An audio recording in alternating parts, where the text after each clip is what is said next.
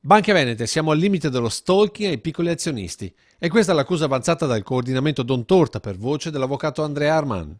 Tanti sono davvero in angoscia per quello che sta accadendo, perché nel rapporto con le banche hanno perso oramai la lucidità.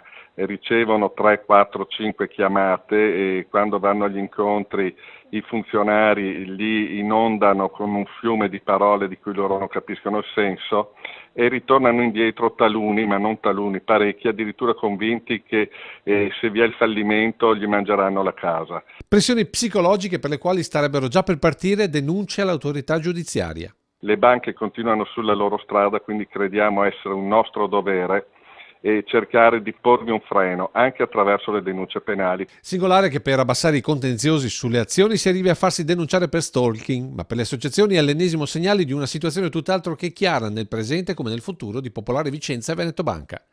Oggi seconda apertura straordinaria di tutti gli sportelli per incontrare gli azionisti che non si sono ancora espressi per il sì o il no alla conciliazione. E se i numeri superano oramai il 60% degli aderenti, alcune agenzie di valutazione internazionale, nello specifico la Fitch che ha abbassato l'affidabilità da B negativo a 3C, scommettono invece che non si arriverà al fatidico 80%, indicato dai vertici come segnale che il territorio è con le banche. Che all'orizzonte ci siano ulteriori complicazioni per Vicenza e Montebelluna lo sottolinea anche la richiesta di aiuto allo Stato per una ricapitalizzazione che Atlante non riesce a garantire.